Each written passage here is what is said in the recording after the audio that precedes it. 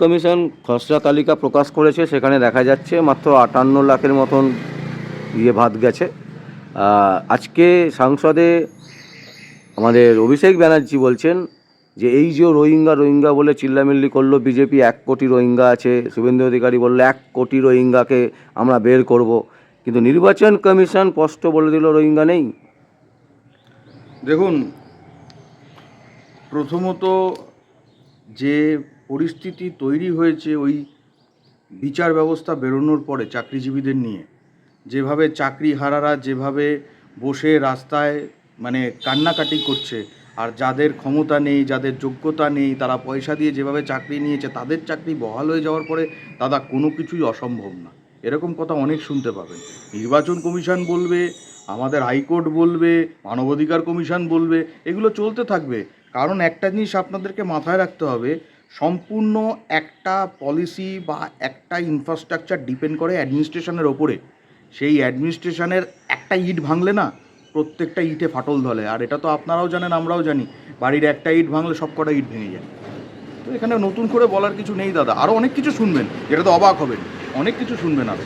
কারণ ওই চাকরি প্রার্থীদের ওই যেভাবে ভেগবাজি করে যারা চাকরি নিয়েছে তাদের চাকরি বহাল রাখার জন্য যেভাবে বিচার ব্যবস্থা বেরোলো, এগুলো সব এক্সপেক্টেড দাদা, এগুলো আসবে, কারণ অ্যাডমিনিস্ট্রেশনটাই ঝুলে পড়েছে।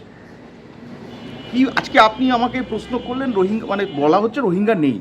আপনি আমার পাশে এলাকায় চলে যান তো, আপনি হাতিয়ারা জানতো, আপনি নিউটাউন জানতো, আপনি হেলাবরতলা জানতো, আপনি জ্যাংড়া জানতো, আপনি জগৎপুর জানতো, প্রত্যেকটা জায়গায় আপনি ঘুরে ঘুরে দেখুন কতগুলো রোহিঙ্গা বেরিয়ে গেছে, ফাঁকা হয়ে গেছে জায়গা। তারপরে বলবেন রোহিঙ্গা নেই, তারপরে নির্বাচন কমিশন বলবে রোহিঙ্গা নেই, আর অভিষেক ব্যানার্জি বলবে রোহিঙ্গা নেই। তাহলে কি রোহিঙ্গা বিজেপি জন্ম দিয়ে বলেছিল 1 কোটি সরিয়ে দেবে? এর উত্তরটা কে দেবে বলুন আমাকে? না, মানে নির্বাচন কমিশন তো মানে কারোর দ্বারা পরিচালিত হয় না। তা সেক্ষেত্রে যদি ওরা যদি এইরকমভাবে প্রকাশ করে, তো তার দায় তো অভিষেক ব্যানার্জির নয় নিশ্চয়ই। আমি তো আপনাকে একটা কথা বলছি, দায় ভারটা এখন বিচার ব্যবস্থার উপরে চলে গেছে।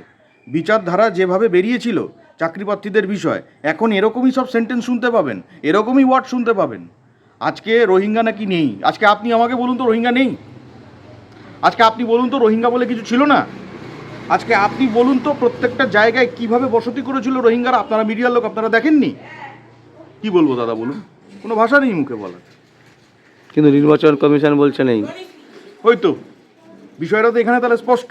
তাহলে আপনিও উত্তর পাচ্ছেন, আমার উত্তর দেওয়ার আগে আপনার বিবেকের কাছে আপনি প্রশ্নও করছেন, উত্তরও পেয়ে যাচ্ছেন, তাহলে আমার কি বলার আছে? তার মানে এটাই বলবো, ওই চাকরি প্রার্থীদের যে রায় বেরোলো, বিচার বেরোলো, তারপরের থেকে আমাদের ইনফ্রাস্ট্রাকচারের ভেতরে যে অ্যাডমিনিস্ট্রেশনটা আছে, অ্যাডমিনিস্ট্রেশনটা ধসে পড়েছে এবং ঝুলে পড়েছে। আচ্ছা, অনেকে বলছে যে হুমায়ুন কবিরকে নাকি শুভেন্দু অধিকারী পেছন দিক থেকে সমর্থন করছেন, এবং আমরা দেখেছি শুভেন্দু অধিকারীর সাথে কলকাতা হাইকোর্টের বিশিষ্ট আইনজীবী তিনি ফটো তুলেছেন, তার সাথে কথাও বলেছেন। সেই সূত্রকে সামনে রেখে সবাই কিন্তু এটাই বলছে যে হুমায়ুন কবিরকে পূর্ণ পেছন থেকে সমর্থন করছে শুভেন্দু অধিকারী। নিপাট বাজে কথা, নিপাট বাজে কথা, নিপাট মিথ্যে কথা। এত সুন্দর গুছিয়ে মিথ্যে কথা আমি তো শুনিনি কোনোদিনও। মিথ্যে কথা ওরা বলেই, এটা একদম সুন্দর মিথ্যে কথা। আপনাকে আমি বলছি, হুমায়ুন কবিরকে কেউ যদি হাওয়া দিয়ে থাকে, তার নাম হচ্ছে আমাদের সম্মানীয় মাননীয়া, আমাদের ম্যাডাম। এবং হুমায়ুন কবিরকে কেউ যদি উপকার করে থাকে পেছনে, তার নাম হচ্ছে তৃণমূল কংগ্রেস, মনে রাখবেন। মানে এটা কোন জায়গা থেকে আপনি বলছেন? কারণ মমতা ব্যানার্জি তো কোনো সমর্থনই করছেন না, দল থেকে বহিষ্কৃত করে দিয়েছে। তা মমতা ব্যানার্জি তো ছাগলের 3 নম্বর বাচ্চা হলেও সমর্থন করেন এক এক সময়। তাই বলে কি উনি লেখেন না যে ওনার অনুপ্রেরণায় সিংহের বাচ্চা হচ্ছে? আপনি আমাকে একটা কথা বলুন, আপনি ওনার কোনটা ধরবেন আর কোনটা ছাড়বেন? আপনাকে যে কোনো একটা ইস্যু ওনার ধরতে হবে, যে কোনো অ্যাক্টিভিটি ওনার ধরতে হবে, আবার যে কোনো অ্যাক্টিভিটি ছাড়তে হবে। এখন আপনি যাবেনও না, আপনি রাস্তাও ছাড়বেন না, আপনি হ্যাঁও বলবেন না, আপনি নাও বলবেন না। এইসব ব্রিটিশ শাসন না পশ্চিমবাংলায় চলবে না আর। অনেক চলেছে, 34 বছর চলেছে, তার আগে কংগ্রেসের আমলে চলেছে, এখন এই তৃণমূল কংগ্রেসের আমলে চলছে। আর এটা চলবে না, 2026 এগুলো বন্ধ হবে। আজকে কলকাতা হাইকোর্টে একটা মামলা ছিল এই বাবরি মসজিদ নিয়ে, এবং সেটা একজন মুসলিমই কেউ বিরোধিতা করে মামলা করেছিল।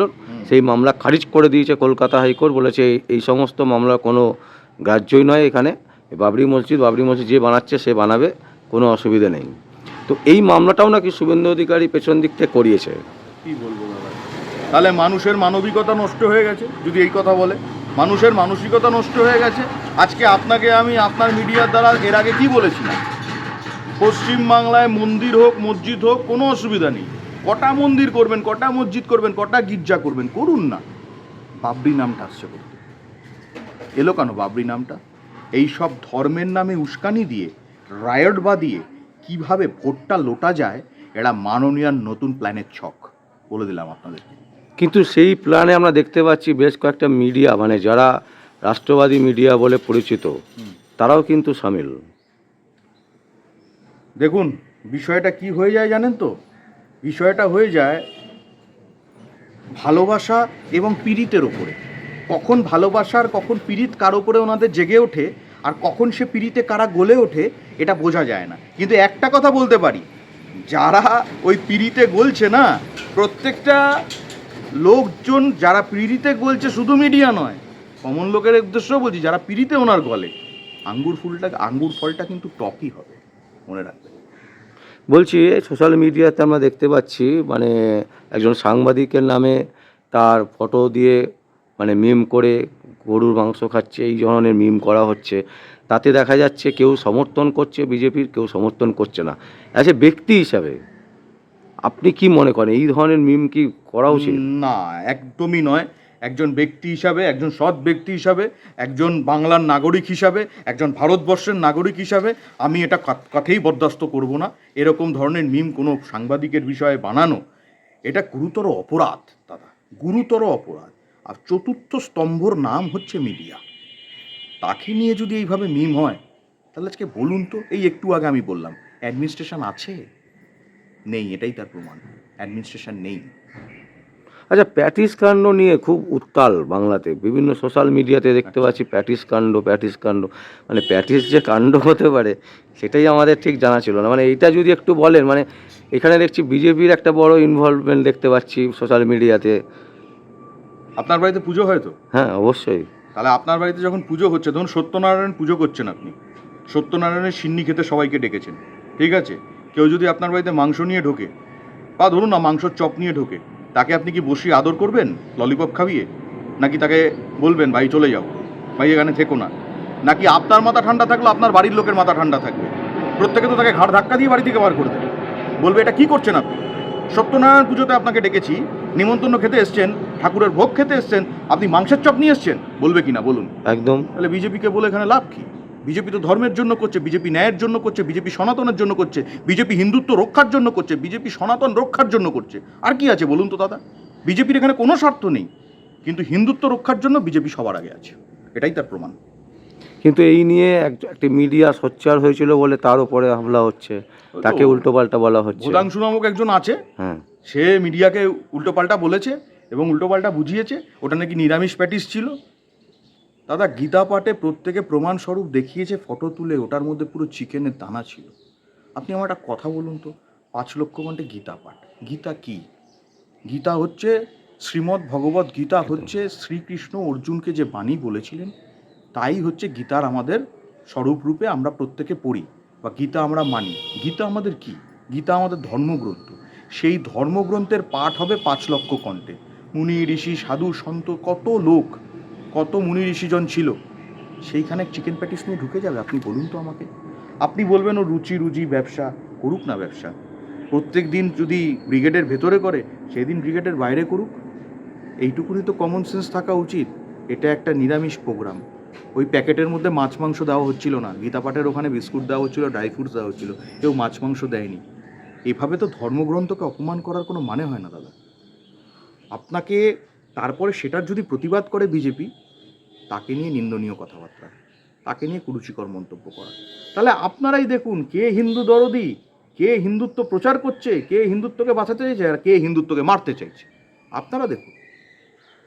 তাহলে আমার শেষ প্রশ্ন যেটা হচ্ছে যে আজকে সংসদে যেভাবে অভিষেক ব্যানার্জি একেবারে প্রেস কনফারেন্স করা যেতে পারে, মানে মানে অনেকগুলো প্রেস নিয়ে যেভাবে বলছেন যে রোহিঙ্গা নেই, তো আগামী দিনে পশ্চিমবঙ্গের মানুষরা তারা মানে কোন দিকটা দেখবে, মানে নির্বাচন কমিশনের বক্তব্য শুনবে, না অভিষেকের বক্তব্য শুনবে, না আমাদের বিরোধী দলনেতা শুভেন্দু অধিকারীর বক্তব্য শুনবে?